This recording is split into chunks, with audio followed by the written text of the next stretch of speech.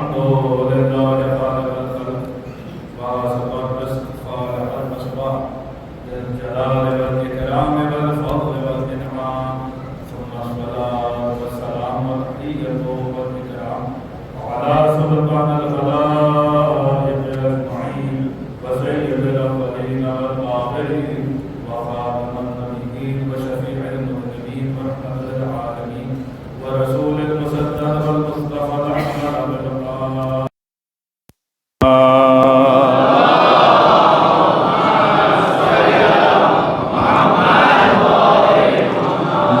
الطيبين الطاهرين المعصومين المظلومين المنتجبين المنتخبين الميامين الهادين المهديين الذين أذهب الله عنهم الرجس وطهرهم تطهيرا.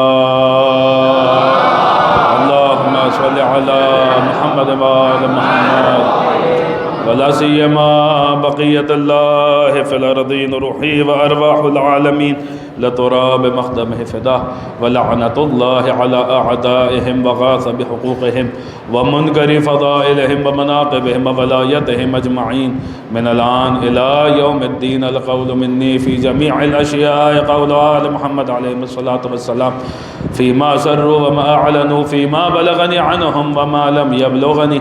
أما بعد فقد قال الله عز وجل ما أعجلك عن قومك يا موسى. وقال إمامنا العسكري صلوات الله وسلامه عليه وعاذ فطرس بمهده فنحن عائدون بقبره من بعده. صلوات پڑھ دے بر محمد وآل محمد. اللهم صل على محمد وآل محمد. اس جشن کی قبولیت کے لیے، معصومین کی تشریف آوری کے لیے اور اس کی روحانیت میں مزید اضافے کے لیے دل کی گہرائیوں سے ایک بلند ترین صلوات پڑھ دے بر محمد وآل محمد. اللہم صل علی محمد وآل محمد. سب سے پہلے تو آپ حضرات کی خدمت میں آمد سرکار سید الشہداء کی مبارکباد پیش کرتا ہوں، اور یقیناً یہ حسینیوں کی عید ہے، یہ عزاداروں کی عید ہے، اور ہم یہاں اسی عید کی خوشیاں منانے کے لیے جمع ہوئے ہیں. چونکہ ذکر سرکار سید الشہداء کا ہے، تمہیداً میں نے آپ حضرات کی خدمت میں قرآن مجید کی ایک آیہ وافل ہدایہ اس کی تلاوت کا شرف حاصل کیا، اور ایک دعا ہے جو تیسری شعبان کی مخصوص دعا ہے جو ہمارے 11ویں امام نے تعلیم فرمائی ہے، اس کا ایک فقرہ ہے جس کی میں نے تلاوت کی ہے. اس فقرے پر ہم ابھی کچھ دیر بعد اس کا ترجمہ آپ کی خدمت میں پیش کریں گے. سب سے پہلے اس آیت کی طرف چلتے ہیں چونکہ ذکر سرکار سید الشہداء کا ہے. پوری توجہ کے ساتھ آپ حضرات آیت سماعت فرمائیں، اس کا ترجمہ سماعت فرمائیں، اور پھر گفتگو کا آغاز ہو جائے گا. ارشاد رب العزت ہو رہا ہے سورہ مبارک طٰہٰ میں کہ جہاں خداوند عالم ایک منظر بیان کر رہا ہے، اور وہ منظر یہ ہے کہ حضرت موسیٰ اپنی قوم کو چھوڑ کے جلدی کوہ طور پہ جا رہے ہیں، اور خداوند عالم حضرت موسیٰ سے کہہ رہا ما اعجلک عن قومک یا موسیٰ، اے موسیٰ آپ اپنی قوم کو چھوڑ کے جو آ رہے ہیں تو یہ جلد بازی کیسی، یہ عجلت کیسی، یہ جلدی کیسی؟ تو حضرت موسیٰ نے جواب دیا جسے قرآن مجید نے نقل کیا. موسیٰ نے کہا وَعَجِلْتُ إِلَيْكَ رَبِّ لِتَرْضَىٰ، اے میرے پروردگار میں یہ عجلت اس لیے کر رہا ہوں، یہ جلد بازی اس لیے کر رہا ہوں تاکہ تو مجھ سے راضی ہو جائے.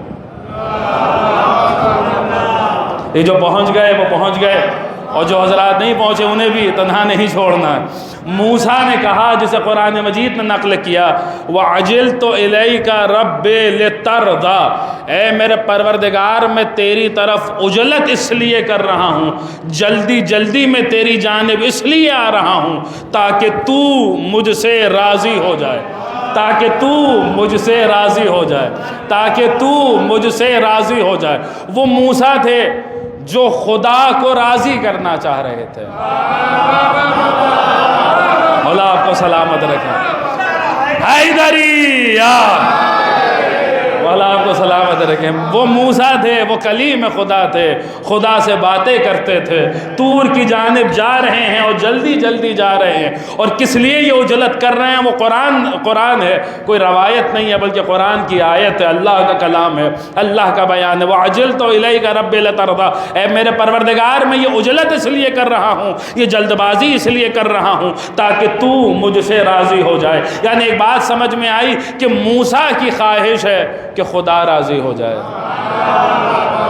نہیں صرف موسیٰ ہی کی خواہش نہیں ہے، بلکہ اگر آدم سے لے کر خاتم تک تمام انبیاء سے پوچھا جائے گا تو آدم بھی یہی کہتے ملیں گے کہ یہ محنتیں تبلیغ کی، یہ دشواریاں، یہ صعوبتیں، یہ دقتیں اس لیے برداشت کی ہیں تاکہ خدا راضی ہو جائے۔ نوح بھی یہی کہتے ملیں گے کہ ان آفتوں میں یہ سفینہ اسی لیے تیار کیا ہے تاکہ خدا مجھ سے راضی ہو جائے۔ ابراہیم بھی یہی کہیں گے کہ میں اپنے بیٹے کو منا تک اس لیے لے کر آیا ہوں تاکہ میرا خدا مجھ سے راضی ہو جائے۔ ایوب بھی یہی کہیں گے کہ میں نے یہ صبر کا اہتمام اسی لیے کیا ہے تاکہ خدا مجھ سے راضی ہو جائے۔ سلیمان بھی یہی کہتے ملیں گے کہ عدالت پر مبنی حکومت اسی لیے قائم کی ہے تاکہ میرا خدا مجھ سے راضی ہو جائے۔ یوسف بھی یہی کہتے ملیں گے تنہائی میں خدا سے مناجات اسی لیے کی تھی تاکہ میرا خدا مجھ سے راضی ہو جائے۔ عیسیٰ بھی یہی کہتے ملیں گے یہ زہد و عبادت اسی لیے تھی تاکہ میرا خدا مجھ سے راضی ہو جائے۔ انبیاء کی خواہش ہے کہ خدا راضی ہو جائے، اوصیاء کا ارمان ہے کہ خدا راضی ہو جائے، اولیوں کی تمنا ہے کہ خدا راضی ہو جائے۔ ہم نے پوچھا صاحب آپ ماشاءاللہ پنجگانہ نمازی ہیں، ادھر نماز کا وقت آیا فوراً کام دھندہ چھوڑ کے مسجد کی طرف چلے گئے، یہ سارا کام دھندہ چھوڑ کے مسجد کی طرف کیوں جا رہے ہیں؟ تو ہر نمازی آپ کو یہی کہتا ملے گا تاکہ خدا مجھ سے راضی ہو جائے۔ گرمی بہت زیادہ پڑ رہی ہے، اس گرمی کے عالم میں آپ روزہ رکھ رہے ہیں، یہ بھوک اور پیاس کس لیے برداشت کر رہے ہیں؟ تو ہر روزہ دار یہی کہتا ملے گا تاکہ میرا خدا مجھ سے راضی ہو جائے۔ اپنی زندگی بھر کی محنت جمع پونجی کو جمع کر کے راہ خدا میں خرچ کر کے حج پہ جا رہے ہیں، حاجی صاحب کس لیے جا رہے ہیں؟ تو ہر حاجی یہی کہتا ملے گا تاکہ میرا خدا مجھ سے راضی ہو جائے۔ سال بھر جو کچھ جمع کیا تھا ایک مخصوص تاریخ آئی، 5واں حصہ اپنی محنت کی کمائی کا راہ خدا میں خمس کے نام پہ نکال دیا، یہ کس لیے نکالا ہے؟ تو ہر خمس دینے والا کہے گا تاکہ میرا خدا مجھ سے راضی ہو جائے۔ یعنی یہ بات بھی سمجھ میں آئی کہ نمازیوں کا ارمان ہے کہ خدا راضی ہو جائے، روزہ داروں کا ارمان ہے کہ خدا راضی ہو جائے، حاجیوں کی تمنا ہے کہ خدا راضی ہو جائے، مومنین کی خواہش ہے کہ خدا راضی ہو جائے، متقین کا ارمان ہے کہ خدا راضی ہو جائے، زاہدین کی خواہش ہے کہ خدا راضی ہو جائے، عارفین کی تمنا ہے کہ خدا راضی ہو جائے، انبیاء کی خواہش ہے کہ خدا راضی ہو جائے۔ المختصر یہ کہ کائنات کا ذرہ ذرہ اس کوشش میں لگا ہوا ہے کہ خدا اس سے راضی ہو جائے، خدا اس سے راضی ہو جائے، خدا اس سے راضی ہو جائے۔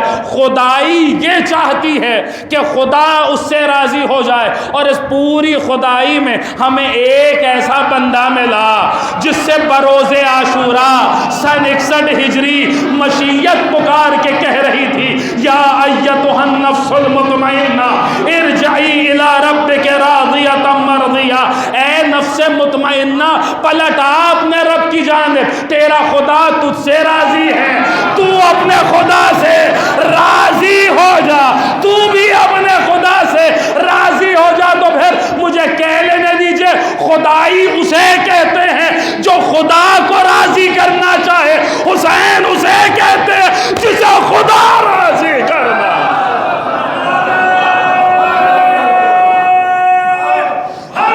حیدریہ زندہ زندہ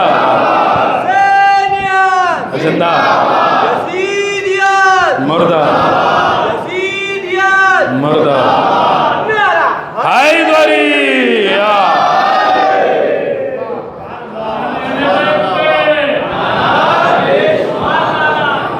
ہمارے اور آپ کے چھٹے امام قرآن ناطق کاشف الحقائق مولا امام جعفر صادق علیہ السلام،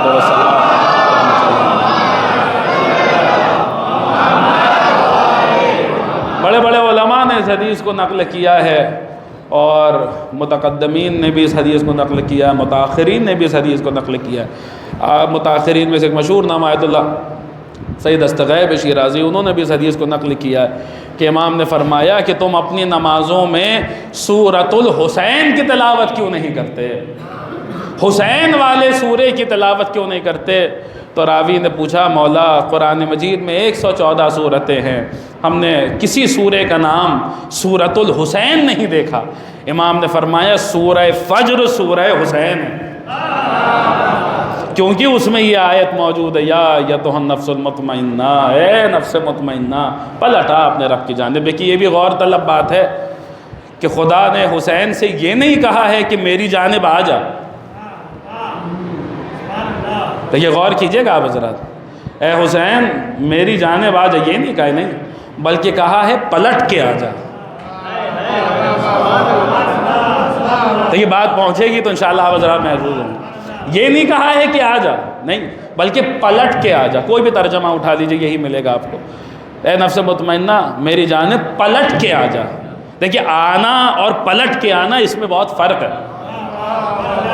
میں صورت آیا ہوں ان محافل کو خطاب کرنے کے لیے، جو فریضہ عائد ہوا ہے اس فریضے کو انجام دے کر پلٹ کے وہیں جاؤں گا جہاں کا رہنے والا ہوں۔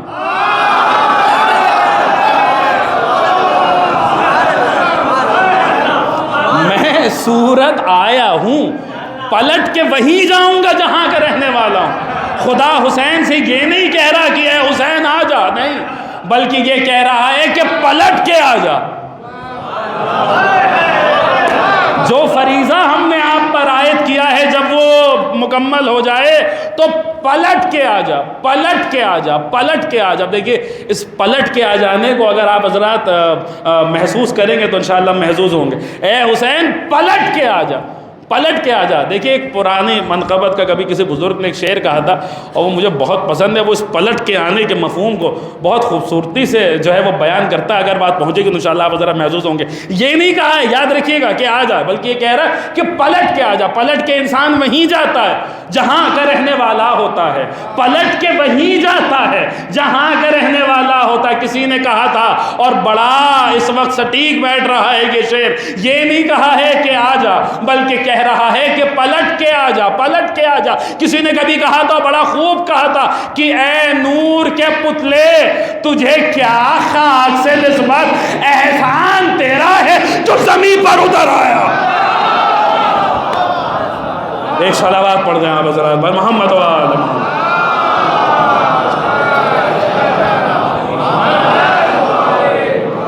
احسان دے رہا ہے۔ دیکھیے ہو سکتا ہے کسی کے دماغ میں یہ سوال پیدا ہو اور اس کا بھی ازالہ یہاں پہ کرتا چلوں کہ پلٹ کے آ جانا تو ہمارے لیے بھی استعمال ہوتا ہے، نہیں ہوتا؟ ہم نہیں کہتے انا للہ و انا الیہ راجعون، بے شک ہم اللہ کے لیے اور اللہ ہی کی طرف پلٹ کے جانا، تو پلٹ کے تو ہم بھی جاتے ہیں۔ لہو اسلم من فی السماوات والارض، جو کچھ زمین اور آسمان میں ہے ہر شے اللہ کے امر کو تسلیم کرنے والی ہے، اور سب کو پلٹ کے اسی کی طرف جانا ہے۔ کرہن و طوعن و الیہ یرجعون، چاہے کراہت کے ساتھ اس امر کو تسلیم کرے، چاہے مائل و اطاعت ہو کہ اس امر کو تسلیم کرے، سب کو پلٹ کے وہیں جانا ہے۔ تو پلٹ کے تو ہمیں بھی وہیں جانا ہے۔ تو حسین کے پلٹنے میں اور ہمارے پلٹنے میں فرق کیا ہے؟ دیکھیے میں پہنچا پا رہا ہوں یا نہیں پہنچا رہا ہوں؟ دیکھیے ہمیں بھی پلٹ، ہم اپنے لیے بھی تو یہ لفظ استعمال کرتے ہیں کہ پلٹ کے ہمیں جانا ہے۔ اور ایک بات یہ بھی آپ کی خدمت میں عرض کرتا چلوں، یہ جو آیت ہے یا ایتھا النفس المطمئنہ، اگر آپ احادیث اہل بیت کا مطالعہ کریں گے تو یہ آیت ہر حسینی کے سرہانے پڑھی جاتی ہے جب اس کا دم نکلتا ہے، ہر مومن کے سرہانے پڑھی جاتی ہے۔ ایک ہاتف غیبی آواز دیتا ہے، جب ایک مومن کا دم نکلتا ہے نا، اس کی روح پرواز کرتی ہے، تو اس سے کہا جاتا ہے یا ایتھا النفس المطمئنہ ارجعی الی ربک راضیۃ مرضیہ فادخلی فی عبادی وادخلی جنتی، میرے بندوں میں شامل ہو جا، میری جنت میں داخل ہو جا۔ ہر مومن سے کہا جاتا ہے۔ اب یہاں پہ ایک مسئلہ ہے کہ جب ہر مومن سے کہا جاتا ہے تو ہر مومن میں اور حسین میں کتنا فرق ہے؟ ایک جملے میں یہاں پر اتنا سمجھ لیجئے کہ یوں تو ہر مومن جو واقعاً مومن ہے جب مرنے لگتا ہے تو اس کا نفس حالت اطمینان میں ہوتا ہے، ہر مومن کا نفس حالت اطمینان میں ہوتا ہے، لیکن کمال اطمینان ذات گرامی سید الشہداء سے ملتا ہے۔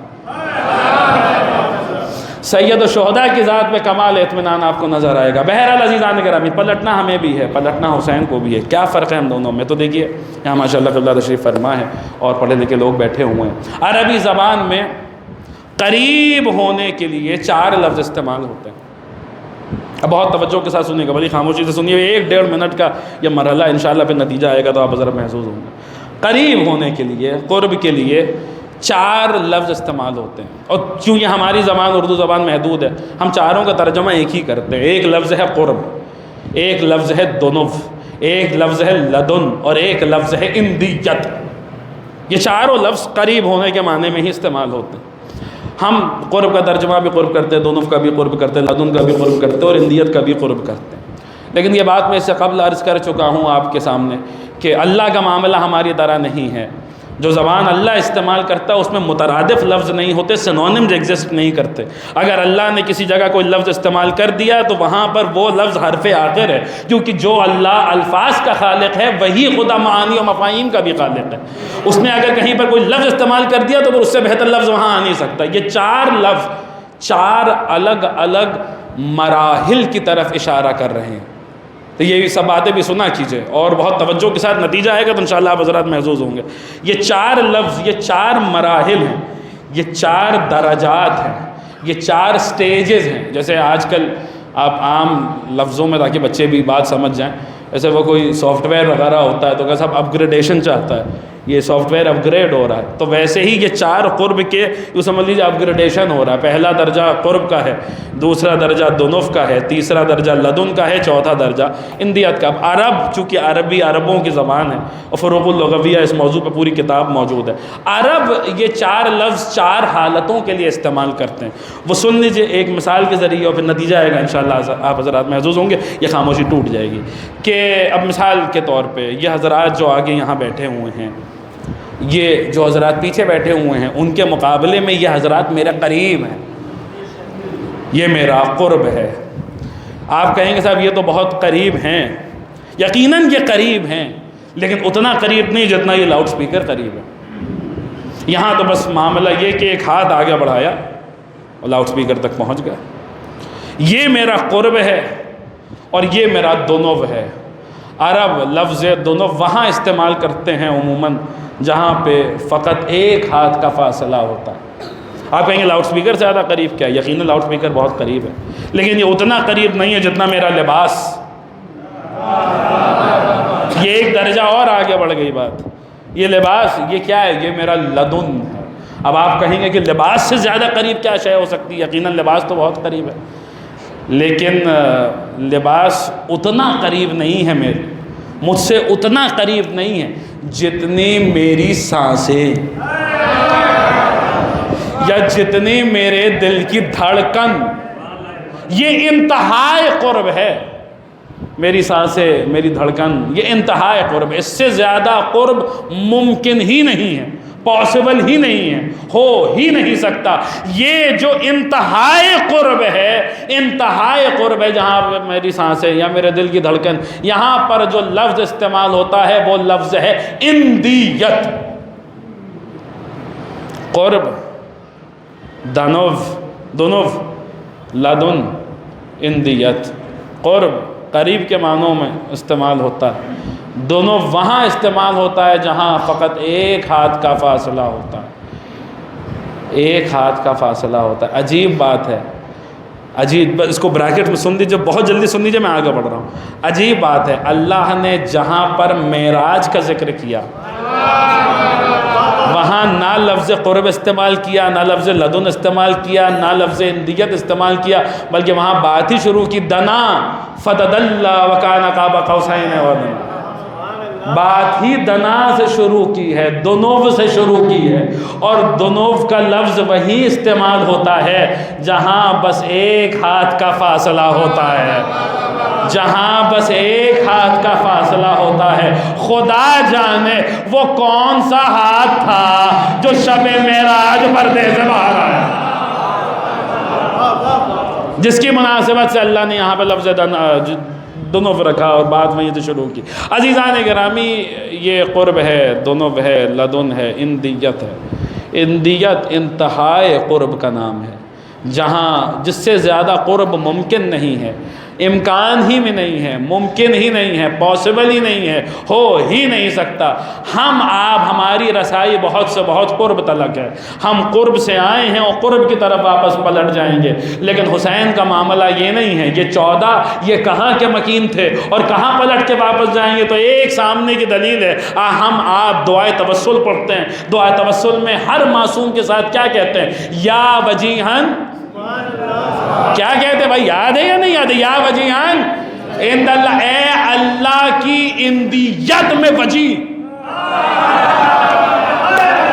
اب لفظ وجی شاید اس کی شرح کل کی تقریر میں جب مولا عباس پہ گفتگو ہو تو شاید میں لفظ وجی کی کچھ شرح آپ حضرات کی خدمت میں عرض کر دوں، نہیں تو ابھی وقت نہیں ہے۔ اگر وجاہت پر اور اسی وجی پر گفتگو ہونے لگی تو پھر بات بہت آگے نکل جائے گی۔ یا وجیہن عند اللہ، آسان لفظوں میں یہاں سمجھ لیجئے، ویسے یہ معنی نہیں ہے، یہ معنی سے بہت آگے کی بات ہے کہ اے اللہ کی اندیت کے مکین، ہر معصوم کے ساتھ کہا جاتا ہے یا وجیہن عند اللہ اشفع لنا عند اللہ، اے اللہ کی اندیت میں رہنے والے، اللہ کی اندیت میں میری شفاعت کر دیجئے، اے اللہ کی اندیت میں رہنے والے، اللہ کی اندیت میں میری شفاعت کر دیجئے۔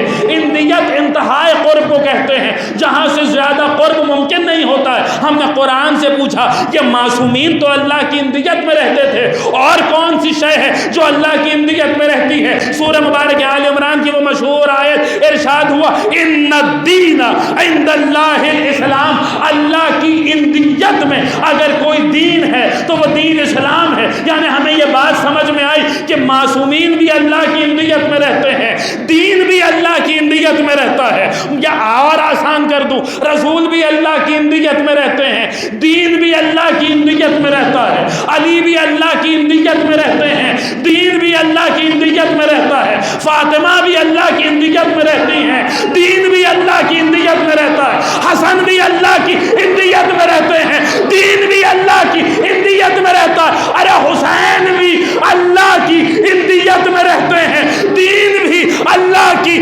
اندیت میں رہتا ہے، حسین بھی اندیت میں رہتے ہیں، دین بھی اندیت میں رہتا ہے، حسین بھی اندیت میں رہتے ہیں، دین بھی اندیت میں رہتا ہے۔ میں ان دو چیزوں کو دو الگ الگ حقیقتیں سمجھ رہا تھا، اچانک میرے کانوں میں اجمیر سے ایک آواز آئی، آواز نے کہا خبردار انہیں دو الگ الگ چیزیں نہ سمجھنا۔ ارے شاہ است حسین، بادشاہ است حسین، دی است حسین، دی بنا است حسین، حسین بھی اندیت کے مکین، دین بھی اندیت کے مکین، لہذا انہیں دو الگ الگ حقیقتیں نہ سمجھنا۔ حقیقت تو یہی ہے کہ حسین دین ہے، دین حسین۔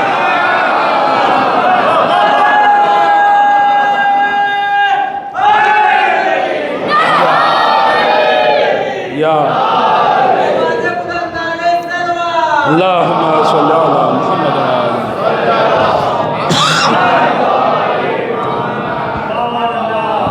حسین حسین حسین کون ہے؟ حسین کون بیان کر سکتا ہے کہ حسین کون ہے؟ عزیزان گرام قدر، حسین تو وہ طلسم کبریائی ہے کہ جس نے، میں آپ کے سامنے مثالیں پیش کروں گا۔ دیکھیے آج کی شب بہت جلدی جلدی میں اپنی منزلوں کی طرف بڑھ رہا ہوں، کچھ باتیں بہت اہم آپ کی خدمت میں عرض کرنی ہے، میرے ساتھ بنے رہیے گا۔ کچھ آج کی شب کے تحفے یا یوں سمجھ لیجیے عیدی ہماری طرف سے ہم آپ کو جو ہے جو بہرحال جو کچھ بھی ہے وہ پیش کرنا چاہتے ہیں، لہٰذا میرے ساتھ درویش ادراک پہ ہم سفر رہیے گا۔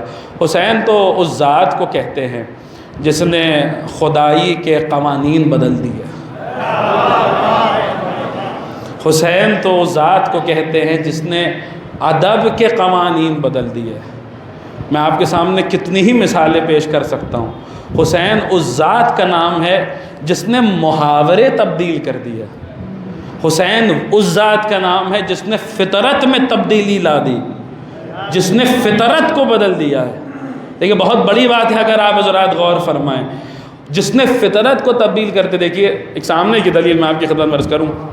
ہمارے آپ کا گھر کا بچہ اگر مٹی کھانے لگے تو اطباء ڈاکٹرز اس کے ماں باپ سے کہتے ہیں یہ عادت چھڑوا دیجئے نہیں تو بیمار پڑ جائے گا۔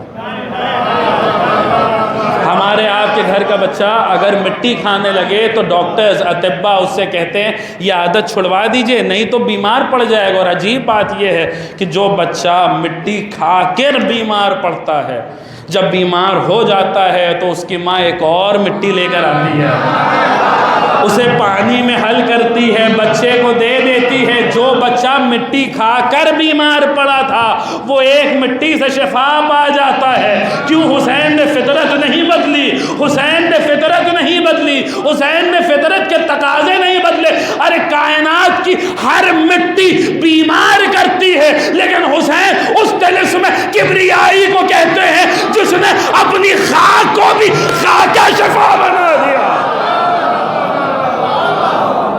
ایک صلوات پڑھ دیں آپ حضرات پر محمد و آل محمد. یہ صحیح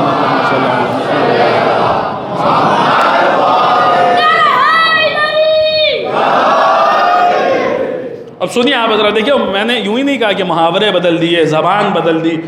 اگر یہاں پر کہ اگر کوئی جو ہے وہ کہہ دے کہ اب دیکھیے اس کو آج کی شب تھوڑا تاکہ آپ کا موڈ تھوڑا بنا رہے ہلکا سا, اور اس کو یوں سن لیجئے, مزاحیہ بھی تھوڑا سا ہو جائے معاملہ, کہ یہاں پہ اگر کوئی کسی سے کہہ دے کہ تمہارے منہ میں خاک, تو فوراً آستینیں تن جائیں گی, تیوریوں پہ بال آ جائیں گے. تم نے کیسے کہہ دیا ہمارے منہ میں خاک؟ ہاں, اور ذرا تصور کریے کہ کوئی بیت الحرمین کھڑا ہے اور وہاں کوئی کہہ دے تمہارے منہ میں خاک, تو پھر وہ پلٹ کے گئے گا ارے بھیا یہاں کی خاک تو خاک شفا ہے, خدا کرے ہمارے منہ میں بھی یہاں کی خاک ہو, تمہارے منہ میں بھی یہاں کی خاک. عزیزات گرامی قدر, دیکھیے یہ کوئی معمولی باتیں نہیں ہیں, یہ غور کرنے والی چیزیں, یہ غور کرنے والی چیزیں. سید الشہداء کی ذات کو خدا بند عالم نے وہ کمالات عطا فرمائے, یہ غور کرنے والی چیزیں. سامنے کے معجزے ہیں امام حسین کے, سامنے کے معجزے. قرآن نے کہا تھا کہ وَلَوْ أَنَّ قُرْآنًا سُيَّرَتْ بِهِ الْجَبَالُ أَوْ قُطِّعَتْ بِهِ الْأَرْضُ أَوْ كُلَّمَا بِهِ الْمَوْتَى. اگر کہیں قرآن پایا جاتا ہے, اگر کہیں, دیکھیں قرآن کہہ رہا ہے کہ اگر کہیں قرآن پایا جاتا ہے تو اس میں یہ تین چیزیں ضرور پائی جائیں گی. یہ تین صفات ہیں قرآن مجید کی. کیا؟ قُطِّعَتْ بِهِ الْأَرْضُ, اس کے ذریعے زمین کا سینہ چاک کیا جا سکتا ہے. او کل ما بہ الموتى, اس کے ذریعے مردوں سے باتیں کی جا سکتی ہیں. او سیرت بہ الجبال, اس کے ذریعے پہاڑوں کو چلایا جا سکتا ہے. اگر کہیں قرآن پایا جاتا ہے, قرآن کہہ رہا ہے, خدا جانے کون سے قرآن کے بارے میں بات ہو رہی ہے, اگر کہیں قرآن پایا جاتا ہے تو اس میں یہ تین صفات پائی جائیں گی. کیا؟ اس کے ذریعے مردوں سے باتیں کی جا سکتی ہیں, پہاڑوں کو چلایا جا سکتا ہے, زمین کا گریبان چاک کیا جا سکتا ہے, مردوں سے باتیں کی جا سکتی ہیں. مجھے زمانہ وہ قرآن دکھلائے جس کے ذریعے مردوں سے باتیں کی جا سکتی ہوں. یہاں تو معاملہ یہ ہے کہ جب دم نکلنے لگتا ہے تو قرآن منگایا جاتا ہے. اب سورہ یاسین کی تلاوت کرنی, جب دم نکل جاتا ہے تو قرآن منگایا جاتا ہے, صاحب اصالہ ثواب کرنا ہے. مجھے وہ قرآن زمانہ دکھلائے جس کے ذریعے مردوں سے باتیں کی جا سکتی ہوں. نہیں پہنچے آپ حضرات, یہ باتیں کرنے والا قرآن ہے, یہ خاموش قرآن نہیں ہے, یہ بولنے والا قرآن ہے. جبھی تو مردوں سے باتیں کر رہا. مجھے وہ قرآن دکھلائے زمانہ جس کے ذریعے مردوں سے باتیں کی جا سکتی ہوں. باتیں پتہ نہیں عالم اسلام نے ایسا قرآن دیکھا ہے یا نہیں دیکھا جو مردوں سے باتیں کرتا ہے. اے خدا کا شکر ہے ہمارے پاس ایک ایسا قرآن موجود ہے جو ٹھوکر مارتا تھا مردے زندہ ہو جاتے ہیں. دوسری صفت اس کی یہ ہے اس قرآن کی کہ سیرت بہ الجبال, اس کے ذریعے پہاڑوں کو چلایا جا سکتا ہے. زمانہ مجھے وہ قرآن دکھلائے جس کے ذریعے پہاڑوں کو جنبش دی جا سکتی ہو, پہاڑوں کو چلا, پتہ نہیں آپ کی مرضی ہے جس طریقے سے سننا چاہیں اس طریقے سے سن لیں، جس کے ذریعے پہاڑوں کو چلایا جا سکتا ہو، مجھے وہ قرآن دکھلائیے۔ پتہ نہیں عالم اسلام کو ایسا قرآن ملا ہے یا نہیں ملا، ایسا قرآن انہوں نے دیکھا ہے یا نہیں دیکھا جس کے ذریعے پہاڑوں کو چلایا جا سکتا ہو۔ لیکن لگتا یہی ہے کہ مباہلے کے میدان میں آنے والے نصارہ نجران نے البتہ ایسے 5 قرآن دیکھے جنہیں دیکھ کر کہا وہ چہرے دیکھ رہا ہوں، اگر کہہ دے تو پہاڑ اپنی جگہ کو چھوڑ۔ ایک صلوات پڑھیں آپ ذرا محمد وآلہ۔ دیکھیے اگر زحمت نہ ہو تو تھوڑا تھوڑا آپ حضرات ادھر جگہ ہے، تھوڑا تھوڑا آگے بڑھ جائیں اور ایک صلوات اور پڑھ دیں۔ سید الشہداء کی بارگاہ میں ایک صلوات کا نذرانہ پیش کریں۔ محمد وآلہ اللہم صلی علی محمد وآلہ۔ اب بہت توجہ کے ساتھ سنیے گا، بہت جلدی جلدی آگے بڑھ رہا ہوں۔ جس کے ذریعے پہاڑوں کو چلایا جا سکتا ہے، جس کے ذریعے مردوں سے باتیں کی جا سکتی ہیں۔ آخری صفت اس قرآن کی کیا ہے؟ اس کے ذریعے زمین کا سینہ چاک کیا جا سکتا ہے، زمین کا گریبان چاک کیا جا سکتا ہے۔ زمانہ مجھے وہ قرآن دکھلائے جس کے ذریعے زمین کا سینہ چاک ہوتا ہو، زمین کا سینہ چاک ہوتا ہو، زمین کا سینہ چاک ہوتا ہو۔ مجھے وہ قرآن دکھلائیے جس کے ذریعے زمین کا سینہ چاک ہوتا ہو، جس کے ذریعے دیکھیے بعض چیزیں یہ ایسی صفت ہے کہ اسے سمجھنے کے لیے آپ کو ضخیم کتابیں پڑھنے کی ضرورت نہیں ہے، کتابوں کی ورق گردانی کرنے کی ضرورت نہیں ہے۔ یہ ایسی صفت ہے جو مشاہدے سے سمجھ میں آ جائے گی۔ آپ تھوڑا سا غور کریں گے اور یہ صفت نکھر کے سامنے آ جائے گی۔ یہ کون سے والے قرآن کی بات ہو رہی ہے جس کے ذریعے زمین کا سینہ چاک کیا جا سکتا ہے؟ مثال کے طور پہ یہ عزا خانہ ہے، جب یہ عزا خانہ بن رہا ہوگا تو بنانے والوں نے کچھ اسٹیمیٹ لگایا ہوگا کہ جب یہ عزا خانہ بن کے تیار ہو جائے گا تو اس میں مثال کے طور پہ 500 مومنین بیٹھ سکتے ہیں۔ 500 مومنین کے لیے یہ عزا خانہ تیار کیا جا رہا ہے۔ ہمارے آپ کے ہاں جب بھی کوئی ایسا کنسٹرکشن ہوتا، مسجد بنتی ہے، امام بارگاہ کی تعمیر ہوتی ہے، تو ہوتا صاحب اس مسجد میں 1000 آدمی نماز پڑھ سکتے ہیں، 1000 آدمیوں کے لیے مسجد بنوائی گئی ہے۔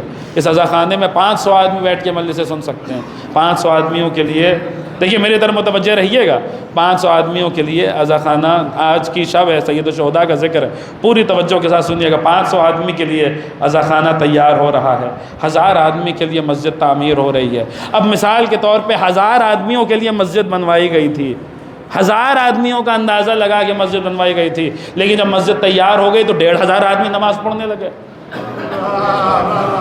تو بات پہنچ رہی نہیں پہنچ رہی، پوری توجہ کے ساتھ سنیے گا، 1500 آدمی نماز پڑھنے لگے۔ تو ہم نے کہا کہ ہو سکتا ہے کوئی کیلکولیشن مسٹیک ہوئی ہو، حساب کتاب میں کچھ گڑبڑی ہو گئی ہو۔ 1000 آدمیوں کے لیے مسجد بنوائی تھی، 1500 آدمی نماز پڑھنے لگے۔ دیکھیے 1000 آدمیوں کے لیے بنائی گئی مسجد میں اگر 1500 آدمی نماز پڑھنے لگیں تو ہو سکتا ہے کہ کوئی کیلکولیشن مسٹیک ہوئی ہو، کوئی گڑبڑی ہوئی ہو حساب کتاب میں۔ لیکن اگر 1000 آدمی کے لیے مسجد بنوائی گئی تھی اور 5000 آدمی نماز پڑھ رہے ہیں تو اس کا مطلب یہ ہے کہ کوئی حساب کتاب میں گڑبڑ نہیں ہوئی ہے، کوئی کیلکولیشن مسٹیک نہیں ہوئی ہے، بلکہ کچھ اور ہوا ہے۔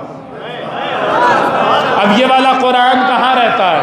یہ والا قرآن کہاں رہتا ہے جس کے ذریعے زمین کا سینہ چاک کیا جا سکتا ہے؟ بھائی کربلا بھی ایک شہر ہے، عتبات عالیہ موجود ہیں، وہاں ہوٹلز موجود ہیں، لوگوں کے گھر موجود ہیں۔ کتنے لوگ اس شہر میں آ سکتے ہیں ایک وقت میں؟ کتنے مومنین، کتنے لوگ، کتنے زائرین اس شہر میں آ سکتے ہیں؟ تو حساب کتاب لگانے والوں نے کہا ارے صاحب 18-20 لاکھ کا مجمع ہر سال کربلا میں جمع ہو سکتا ہے۔ 18-20 لاکھ کے مجمع میں اگر 25-30 لاکھ لوگ آ جائیں، زائرین آ جائیں، تو اس کا مطلب ہے کہ ہو سکتا ہے حساب کتاب میں کچھ گڑبڑ ہوئی ہو، کوئی کیلکولیشن مسٹیک ہوئی ہو۔ لیکن اگر 18-20 لاکھ کی جگہ ہے اور وہاں کروڑوں کا مجمع آ رہا ہے تو اس کا مطلب یہ ہے کہ حساب کتاب میں گڑبڑی نہیں ہوئی ہے، کوئی کیلکولیشن مسٹیک نہیں ہوئی ہے، بلکہ کچھ اور ہوا ہے، بلکہ کچھ اور ہوا ہے۔ آیت یاد رکھیے گا، ہر سال کروڑوں کا مجمع 40 کے موقع پر حسین اپنے شہر میں جمع کر کے بتاتے ہیں زمانے والوں آؤ دیکھو یہ والا قرآن کہاں رہتا ہے، یہ والا قرآن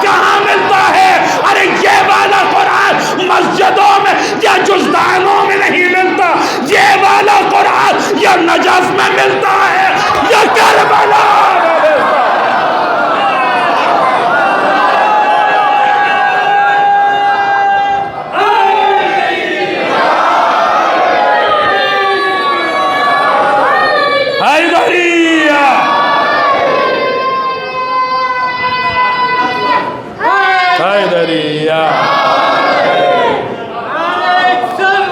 اللہم صلی علی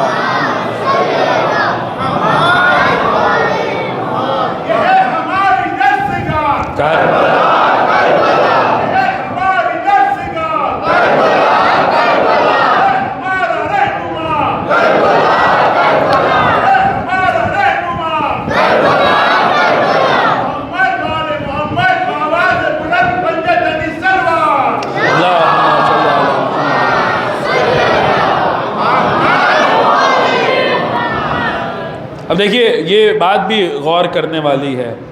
آپ ذرا غور کیجئے بات. جو ہمارے ساتھ یہاں پہ بہت سارے ایسے مومنین ہیں جو اربعین پہ ہمارے ساتھ تھے, تو وہاں ہم نے پڑھا تھا, پتہ نہیں وہ تھے نہیں تھے اس مجلس میں, یا بہرحال جو بھی اگر تھے تو بات کی تکرار ہو جائے گی, اگر نہیں سنا ہے تو بہرحال بات پہنچ جائے گی. آج کی شب ہے, آج کی شب کی مناسبت سے یہ کروڑوں کا مجمع جو ہر سال حسین کے شہر میں جمع ہوتا ہے, کروڑوں کو دیکھیے بزرگ تشریف فرمائے میری بات کی تائید کر لیں گے کہ بلانا کمال نہیں ہوتا, بلانا کوئی کمال نہیں ہوتا. خدا نے زبان دی ہے, آپ کے ہاں کوئی پروگرام ہو, کوئی جو ہے وہ فنکشن ہو, آپ پورے سورت شہر کو بلا لیجئے, کیا جاتا ہے بھائی, آپ بھی آ جائیے, آپ بھی آ جائیے, آپ بھی, کہنے میں کیا جاتا ہے, تھوڑی زبان ہی تو جو ہے وہ ہلنی ہے, کیا ہے اور کیا کام ہے, پورے گجرات کو بلا لیجئے, کیا جاتا ہے, پورے ہندوستان کو بلا لیجئے, بلانے میں کیا ہے. بلانا کمال نہیں ہے, بلانے کے بعد رکنے کا انتظام, ٹھہرنے کا انتظام, کھانے پینے کا انتظام. دیکھیے یوں ہی میں نے نہیں کہا یہ معجزے ہیں, حسین ہر سال معجزے دکھلاتے ہیں, ہر سال معجزے دکھلاتے ہیں. بس وہی بات ہے کہ انسان کے پاس اگر عقل و شعور ہے وہ تھوڑا سا غور کرے گا, بات سمجھ میں آ جائے گی. میں کن کن باتوں کی طرف آپ کی خدمت میں اشارے کروں کہ یہ کیا ہو رہا ہے. اتنا بڑا مجمع ایک تو ایک شہر میں جمع ہو رہا ہے, پھر جمع کر لینا کوئی بڑی بات نہیں ہوتی, جمع کر دیکھیے یہ بہت بڑی بات ہے. جو میں اب آپ کے, اگر آج کی شب نہ ہوتی تو میں نہ پڑھتا, او صاحب یہ کیا کہہ دیا, کیا کہہ دیا, کیا پڑھ دیا, ارے یہ کیسے پڑھ دیا, وہ کیسے پڑھ دیا. پریشان نہ ہوئیے کہ میرے پاس قرآن مجید کی آیت ہے اپنے دعوے کی دلیل پہ, اور اس لیے بہت اطمینان سے سنیے گا اور بہت غور سے سنیے گا, ایک دم پریشان نہ ہوئیے گا, لوگ گھبرا جاتا ہے یہ کیا پڑھ دیا. دیکھیے دو بڑے اجتماع ہوتے ہیں اس امت میں, ایک حج کا اجتماع ہے, وہ بڑا مجمع جاتا ہے. ہم نے تو یہی دیکھا ہے, پتہ نہیں آپ نے دیکھا یا نہیں دیکھا, ہم نے تو اپنے معاشرے میں دیکھا ہے, صاحب جا رہے ہیں اور پورا خاندان جمع ہے رخصت کرنے کے لیے, اور امام ضامنوں پہ امام ضامنیں باندھی جا رہی ہیں, اور صدقوں پہ صدقے نکالے جا رہے ہیں, اور معافی تلافیاں ہو رہی ہیں, اور گھر میں رونا. ہم نے تو یہاں تک دیکھا گھر میں رونا دھونا مچا ہوا ہے. ہم نے کہا کہ حج پہ جا رہے ہیں یا میدان جنگ میں جا رہے ہیں, کیا یار صاحب آپ کو پتہ نہیں بہت مجمع ہوتا ہے, اور کہیں بچھڑ جائیں, کہیں کھو جائیں, کہیں جو بھوکے پیاسے رہ جائیں, کہیں کرین گر جائے, کچھ ایسا ہو جائے, کیا بھروسہ. کتنا مجمع ہوتا ہے نا صاحب, 25 لاکھ 30 لاکھ اور 35 لاکھ, بہت مجمع ہے. ہاں بہت مجمع. ہم نے رک جائیے, ابھی فیصلہ نہ کیجیے گا, یہ ذی الحج کا مہینہ ہے, اسے گزر جانے دیجیے, محرم کا مہینہ آئے گا, محرم گزر جانے دیجیے, سفر کا مہینہ آئے گا, حسین کا چہلم آئے گا, حسین کا اربعین آئے گا, قافلے پھر گھروں سے نکلیں گے.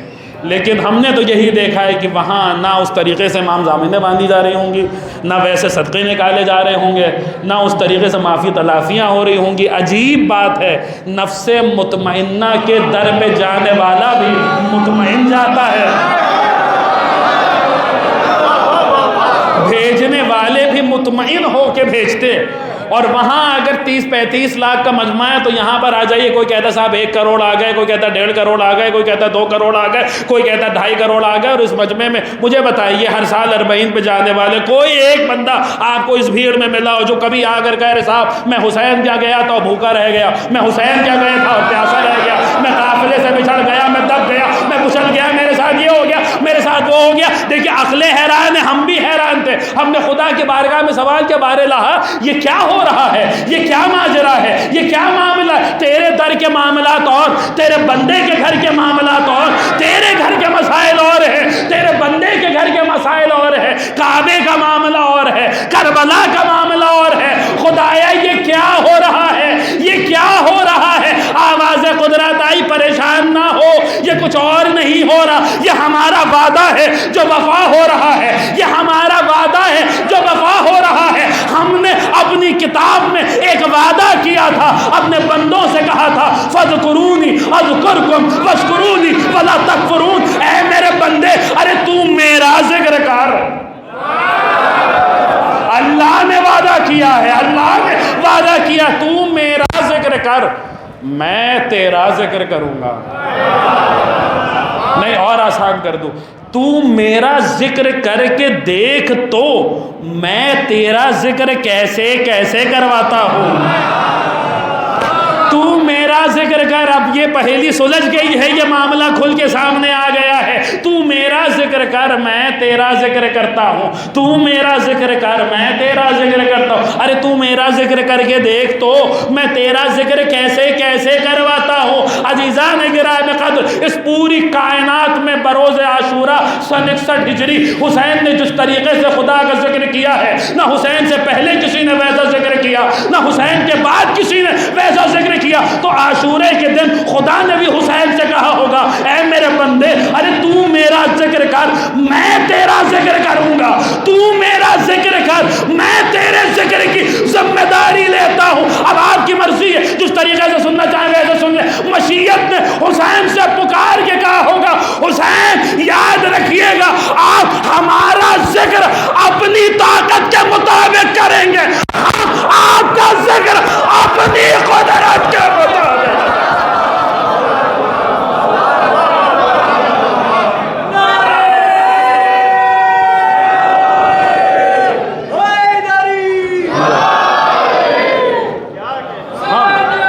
زندہ زندہ زندہ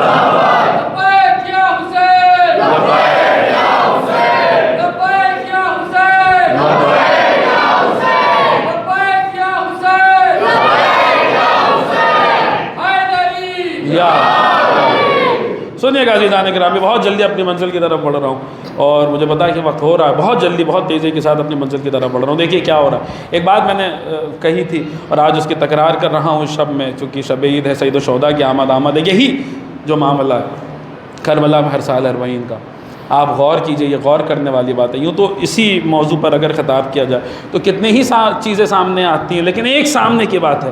جو حضرات کربلا گئے ہیں وہ اس کی تائید کریں گے. ایک جملہ جس کا ہو اس کے نام سے پڑھنا چاہیے. امیر محمد ہاشمی صاحب مرحوم نے اپنے زمانے میں کہا تھا اور یہ ان کا نقطہ ہے, تو میں انہی کے نام سے پڑھ رہا ہوں. بس فرق اتنا ہے کہ اس زمانے کے فگرز کچھ اور تھے, آج فگرز کچھ اور ہو گئے ہیں, نمبرز میں کچھ اور اضافہ ہو گیا. تو آج کے حساب سے ذرا تھوڑا سا اس کو تبدیل کر کے میں ان کا خیال آپ کی خدمت میں پیش کروں کہ جو حضرات کربلا گئے ہیں وہ جانتے ہیں, وہ ذرا اس کی تائید کریں. کربلا میں روٹیاں گھروں پہ نہیں بنتی, نان بھائی کے یہاں روٹیاں تیار ہوتی ہیں.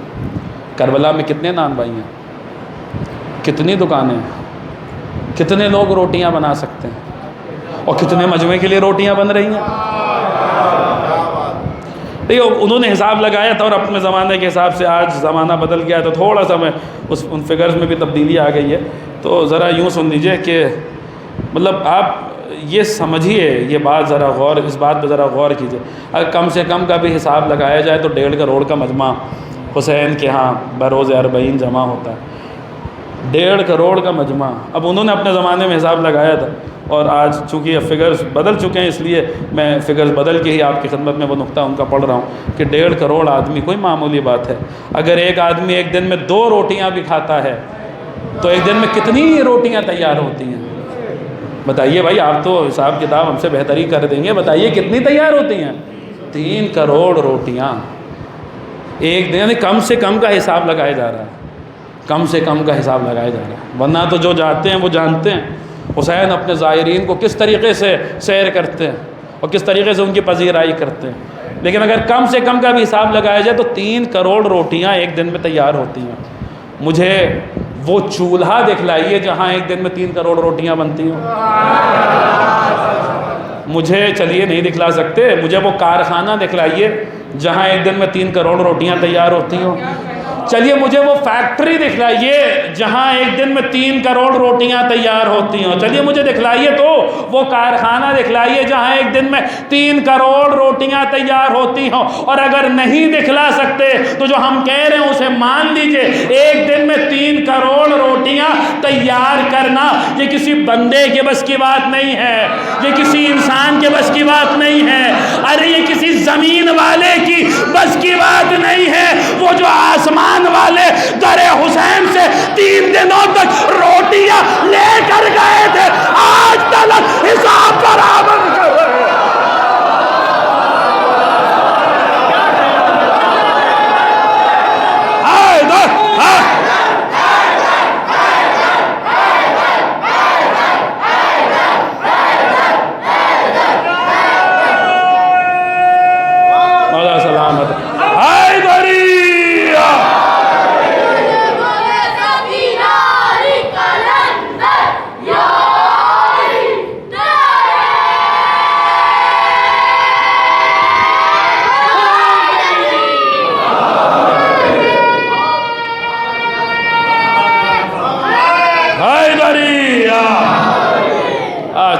آپ برابر.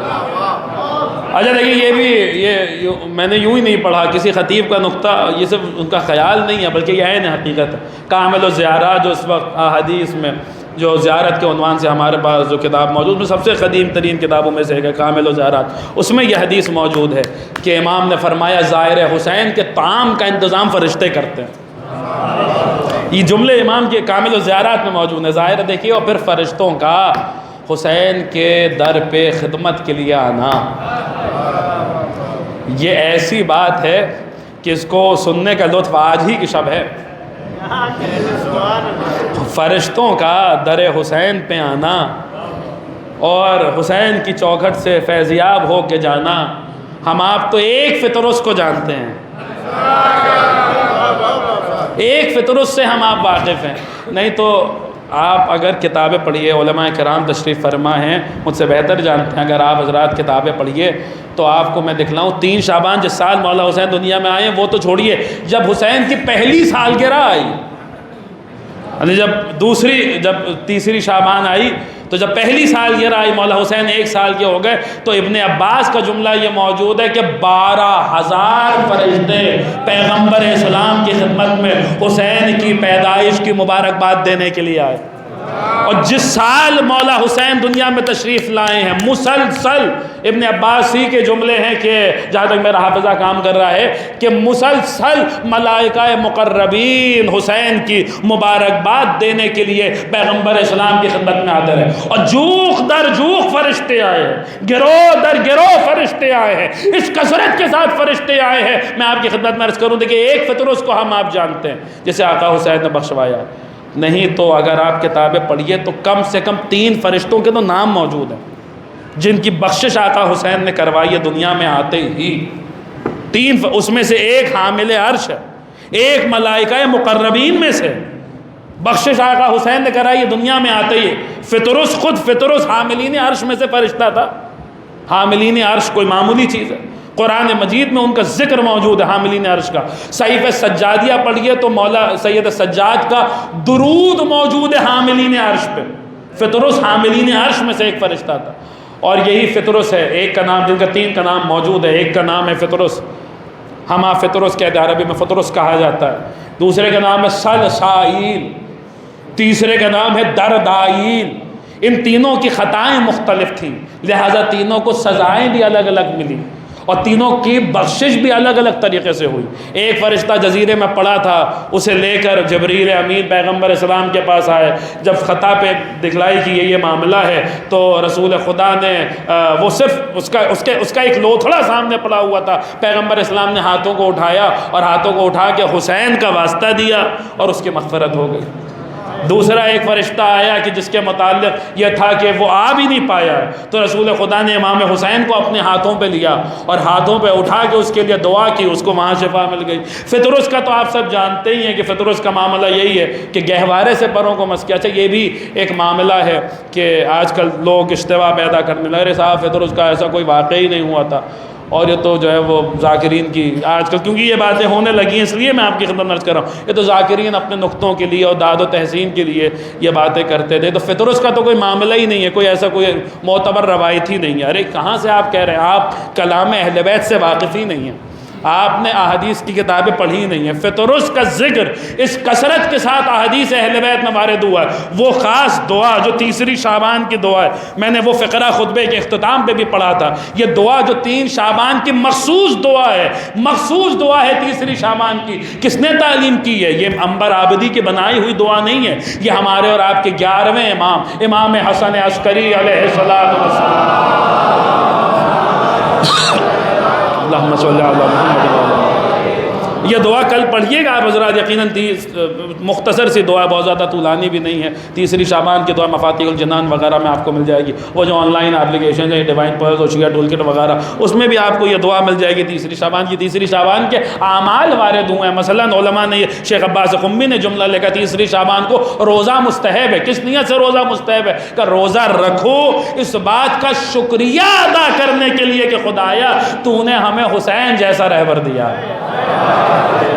اس نیت کے ساتھ تیسری شابان، یہ اس لیے بھی بتا دے رہا ہوں کہ میں تو سفر پہ ہوں، میں رکھ نہیں پاؤں. اگر آپ میں سے کوئی بندہ مومن یہ کام کرتا ہے تو ہمارے نامہ اعمال میں بھی کچھ لکھ دیا جائے گا. بہرحال عزیزان گرامی، 11ویں امام کا یہ جملہ تیسری شابان کی دعا میں موجود ہے، اور اس جملے کی شرح کا حق میں ادا نہیں کر سکتا. اس اعتراف کے ساتھ میں یہ جملہ پڑھ رہا ہوں، اور زبان بھی لڑکھڑا جاتی ہے کہ کون ہے جو یہ بات کہہ رہا ہے. امام ہے، خدا کی بولتی ہوئی زبان ہے، جس کی زبان پر یہ جملہ آ رہا ہے. وَعَاذَا فُقْرُسُ بِمَهْدِهِ فَنَّحْنُ عَائِذُونَ بِقَبْرِهِ. خدایا فطرس نے حسین کے جھولے کے ذریعے پناہ حاصل کی تھی، ہم حسین کی قبر کے ذریعے پناہ حاصل کرتے ہیں. یہ کون کہہ رہا ہے؟ یہ عنبر عابدی کے جملے نہیں ہیں. پھر عرض کر رہا ہوں، ذرا اس بات کو محسوس کیجئے گا، اور ہر بات داد و تحسین کے لیے نہیں پڑھی جاتی. یہ ایک عیدی ہے آج کی شب کی. آپ تصور کریں گے تو رونگٹے کھڑے ہو جائیں گے کہ یہ 11ویں امام کے جملے ہیں.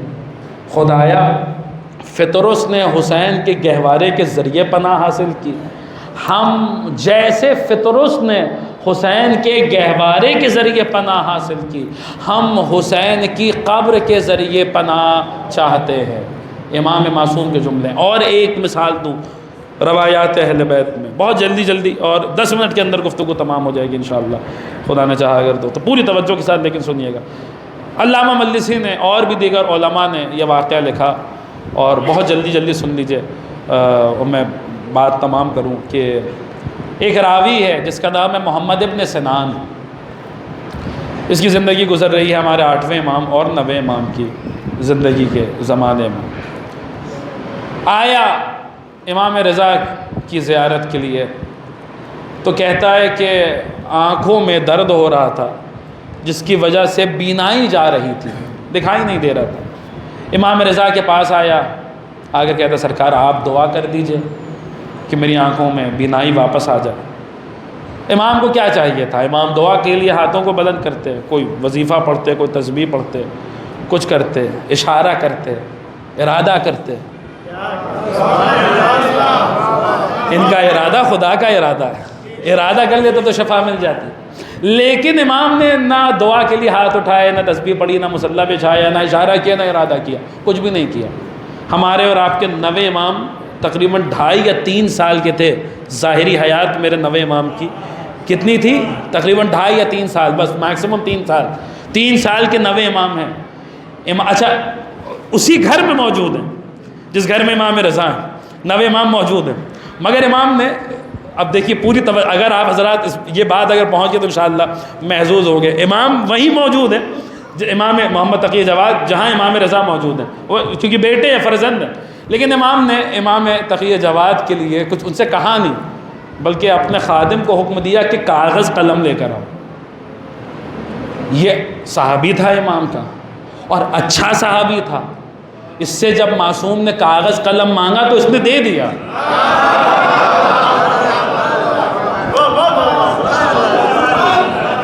کاغذ قلم مانگا تو دے دیا.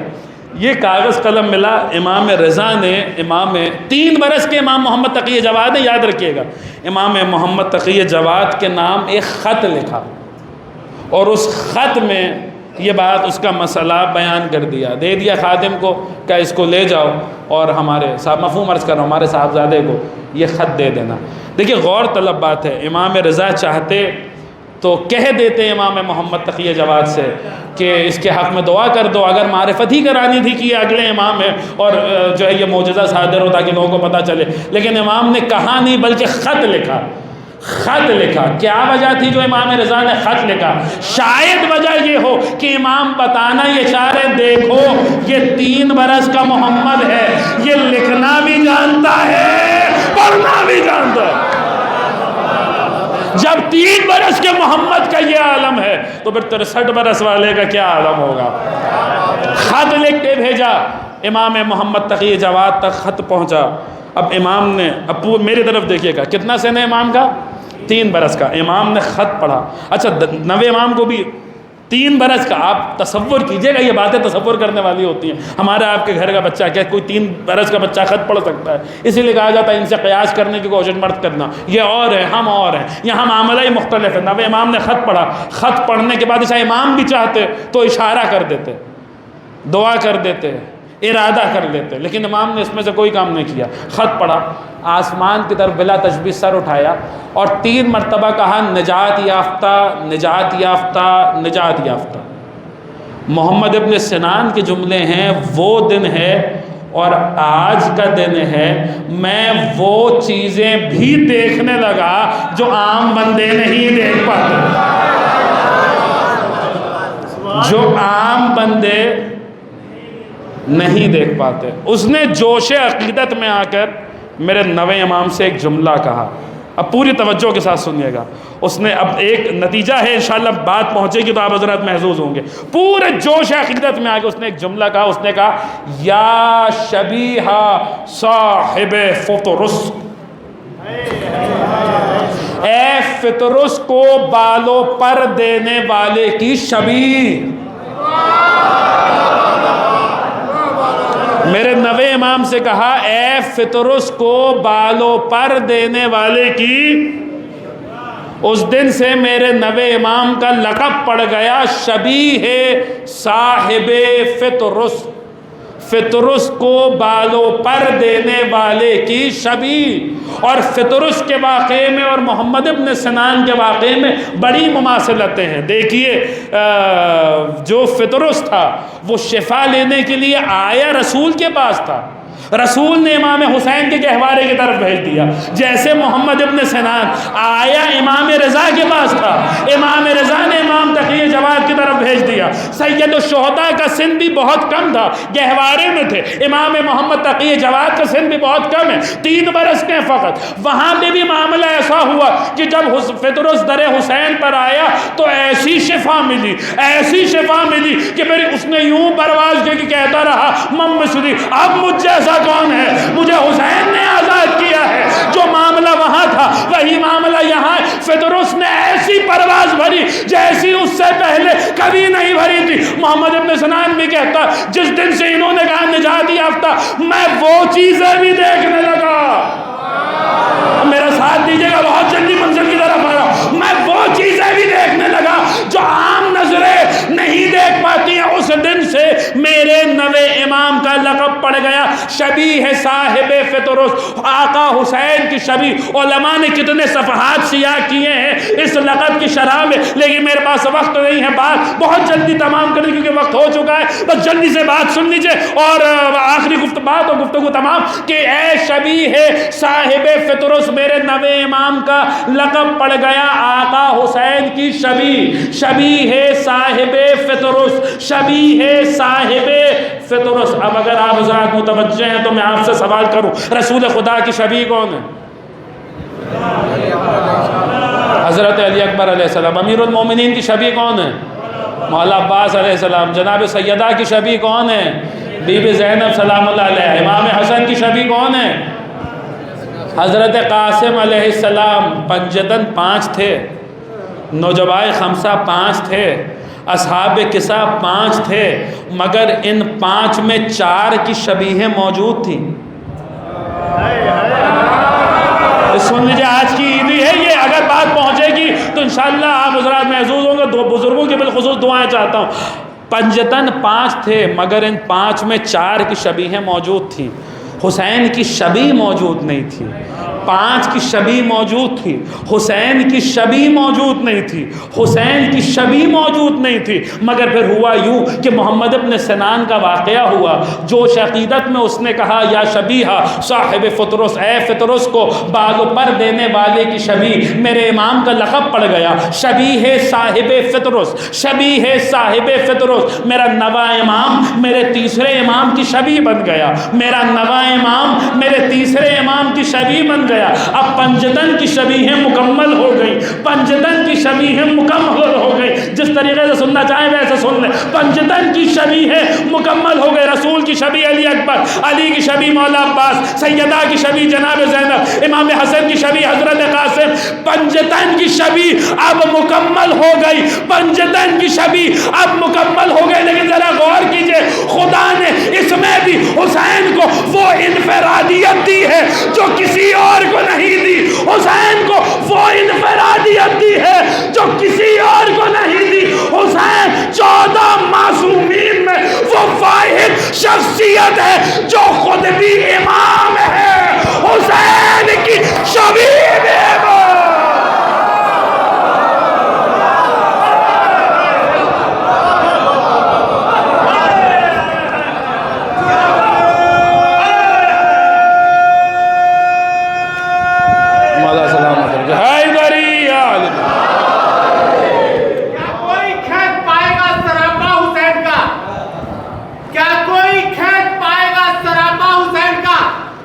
سورج کو بھی ملا نہیں سایہ حسین کا، انسان کیا انہیں تو فرشتے نہ چھو سکے، انسان کیا انہیں تو فرشتے نہ چھو سکے، فطرت نے مشق کیا بھی تو جھولا حسین کا، فطرت نے مشق کیا بھی تو جھولا حسین کا۔ واہ، صلوات پڑھ دیں آپ حضرات پر محمد و آلہ۔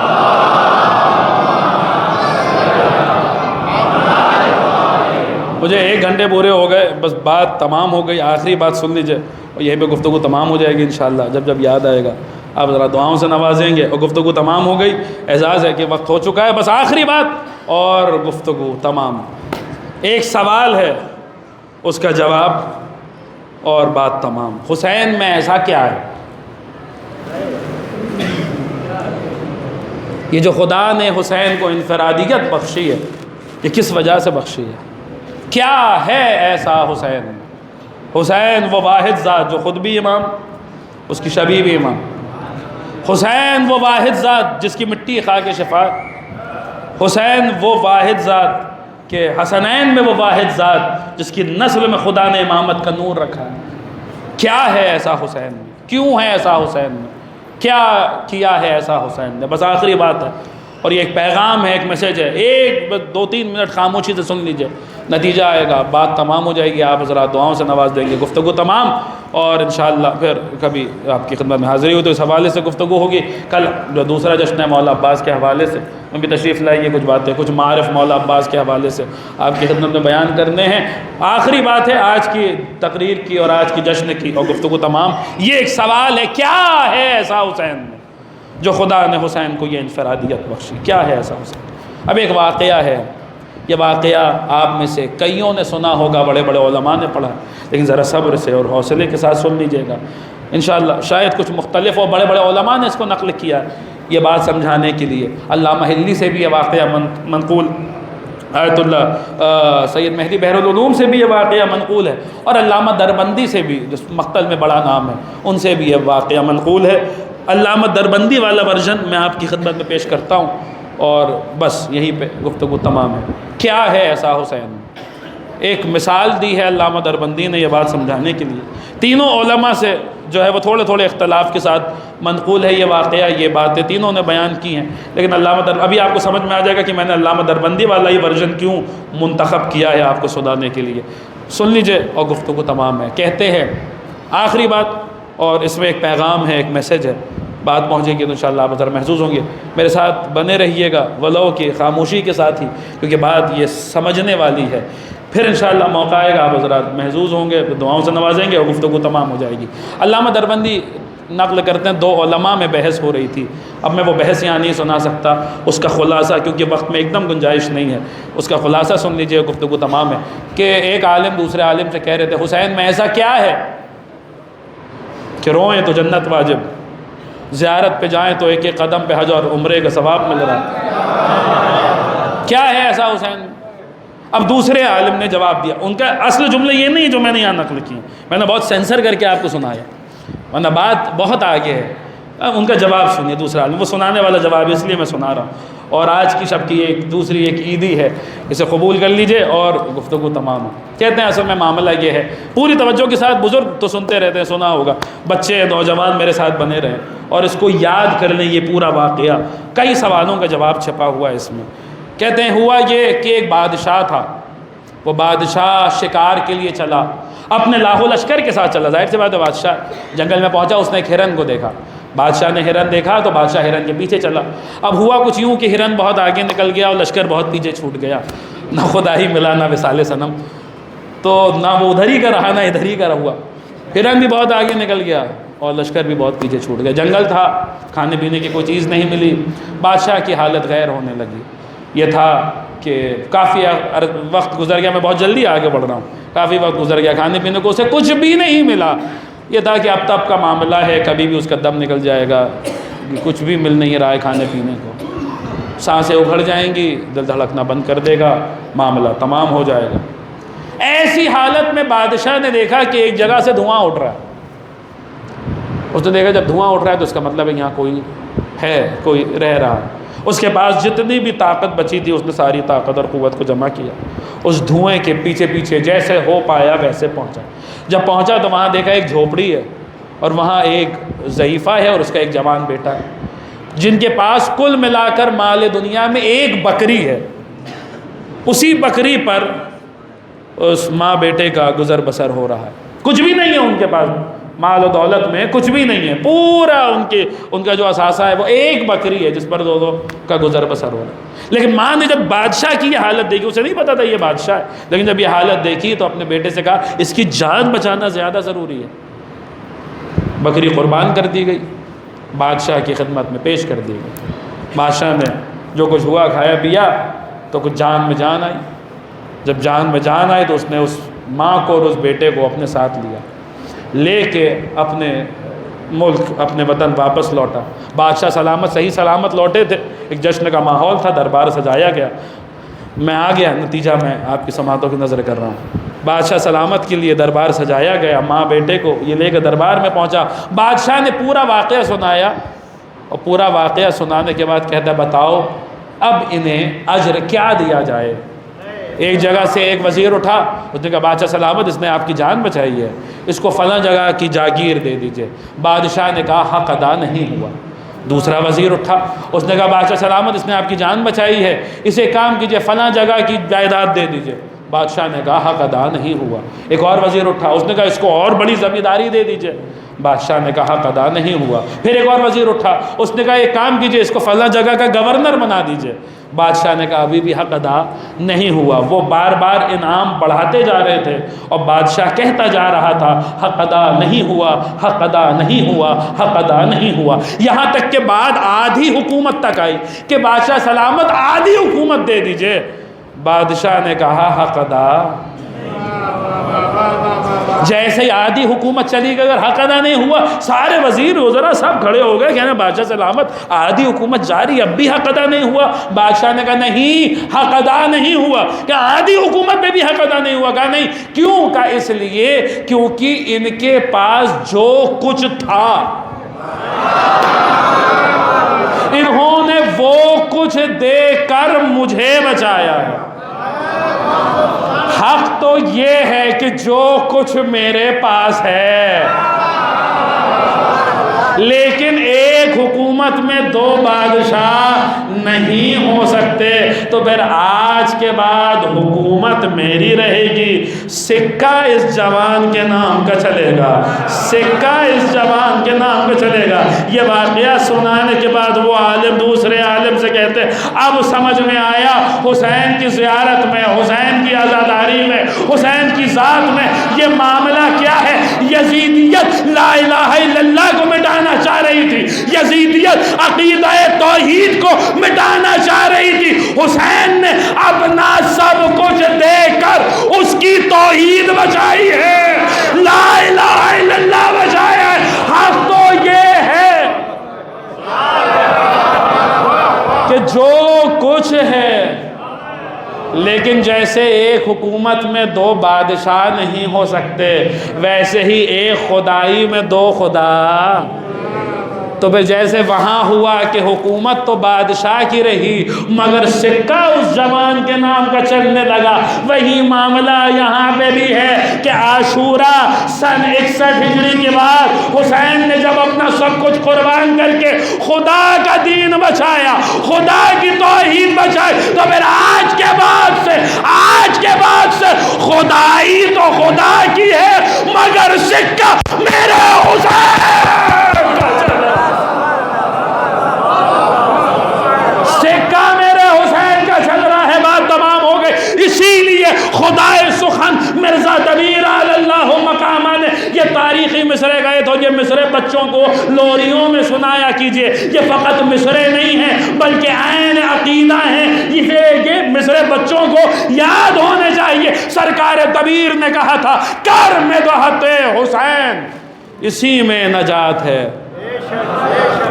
آخری بات ہے، یہی بیت پر گفتگو تمام ہو جائے گی، لیکن پوری توجہ کے ساتھ، بھرپور توجہ کے ساتھ سنیے، اور بات تمام ہو گئی۔ سرکار دبیر نے کہا تھا یہ عقیدہ ہے، یہ فقط مصرے نہیں ہے، یہ عقیدہ ہے، عقیدہ۔ سرکار دبیر نے کہا کر مدحت حسین، بچوں سنیے، کر مدحت حسین، اسی میں نجات ہے، کر مدحت حسین، اسی میں نجات ہے۔ دنیائے بے ثبات کا ان سے ثبات ہے، بے عیب حق کی ذات ہے یا ان کی ذات ہے۔ عقیدہ عصمت کو کس خوبصورتی سے پیش کیا ہے، کر مدحت حسین، اسی میں نجات ہے، دنیائے بے ثبات کا ان سے ثبات ہے، بے عیب حق کی ذات ہے یا ان کی ذات ہے۔ ارے ان کا کہا کلام مجید ایک بات ہے، ان کا کہا کلام مجید ایک بات ہے، ارے اس منزل نیاز کا سالک حسین ہے، اور جب تک خدا کا ملک ہے مالک حسین۔ بارگاہ خداوندی میں دعا ہے کہ وہ ہمارے جشن کو اپنی بارگاہ میں شرف قبولیت عنایت فرمائے۔ خدایا آج کی شب تیری بارگاہ میں یہی دعا ہے، تجھے سید الشہداء کا واسطہ منتقم خون حسین کے ظہور میں تعجیل عنایت فرما، ان کے ذریعے اپنی حکومت جہانی کو جل از جل قائم فرما۔ خدایا ہمیں اس لائق بنا دے کہ ہمارا شمار حضرت کے آوان و انصار میں ہو جائے۔ خدایا ہمیں ان کی غیبت کے ایام میں ان کی ولایت، ان کی محبت، ان کی معرفت، ان کی اطاعت اور ان کے دشمنوں سے براعت پہ ثابت قدم رکھ۔ خدایا تجھے واسطہ ہے سید الشہداء کا، تجھے واسطہ ہے اس مبارک شب کا، تجھے واسطہ ہے اس مولود کا جو آج کے دن دنیا میں ظاہر ہوا ہے۔ خدایا تجھے واسطہ ہے محمد وآل محمد علیہ السلام کا، دنیا میں جہاں جہاں بھی مولا کے چاہنے والے ہیں ان کی جان اور مال، خون، ایمان، عزت، آبرو کی حفاظت فرما۔ خدایا ہم میں جو پریشانی، جس بھی پریشانی میں مبتلا، خدایا تو بہتر جانتا ہے، تو دلوں کے راز جانتا ہے، تجھے سید الشہداء کا واسطہ ہمارے تمام جائز دلی حاجات کو اپنی بارگاہ میں شرف قبولیت عنایت فرما۔ خدا تجھے واسطہ محمد وآل محمد علیہ السلام کو جو بیمار ہیں انہیں شفاء کاملہ واجلہ عنایت فرما، جو مقروض ہیں ان کا قرض ادا کر دے، ہمارے جو مرحومین ہیں انہیں آج اس شب کے توسل سے اور سید الشہداء کے وسیلے سے خدایا ہمارے مرحومین کی مغفرت فرما، ہمارے بھی گناہ کبیرہ و صغیرہ کو درگزر فرما۔ خدایا ہم جئیں تو محبت و ولایت سید الشہداء کے ساتھ، اور ہمیں موت آئے تو انہی کی محبت و ولایت پر۔ خدا تجھے واسطہ ہے سید ذات گرامی ہے سید الشہداء کا، خدایا ہمیں دنیا میں زیارت امام حسین اور آخرت میں شفاعت امام حسین نصیب فرما۔ ربنا تقبل منا انکا انت السمیع العلیم، اللہم ارنا الطلعۃ رشیدہ والغرۃ الحمیدہ وکحلنا ضریب نظرۃ منی الیک وعجل فرجہ وساہل مخرجہ، یا رب محمد وآل محمد صلی علی محمد وآل محمد وعجل فرج آل محمد۔ ایک مرتبہ پھر آپ حضرات کو بہت بہت مبارک۔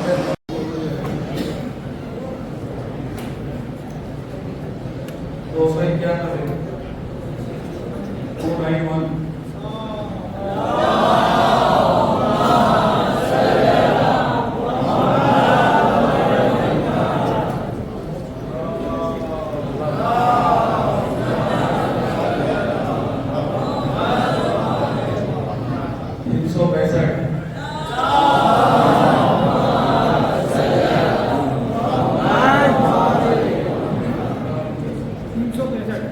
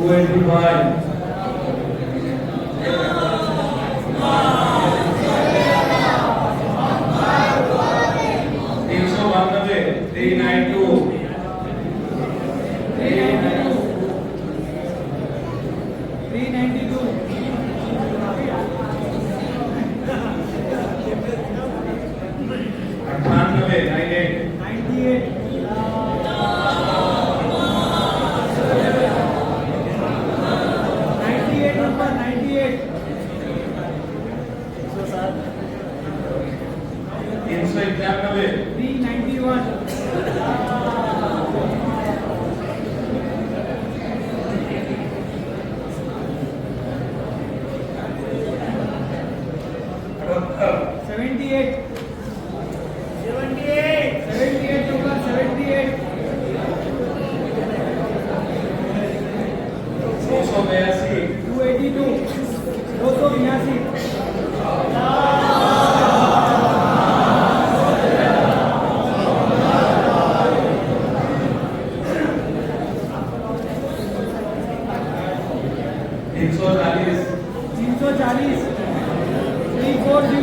240 नंबर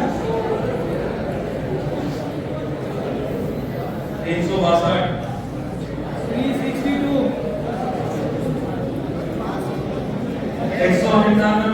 199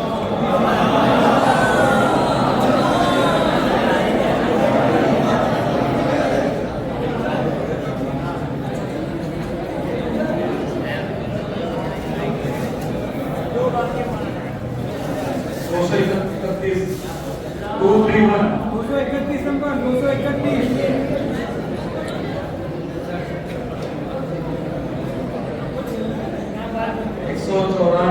194 194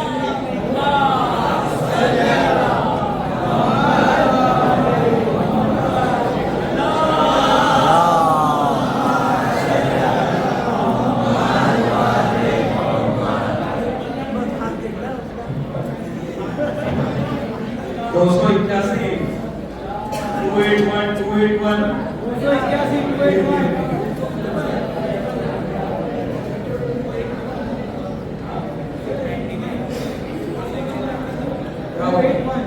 281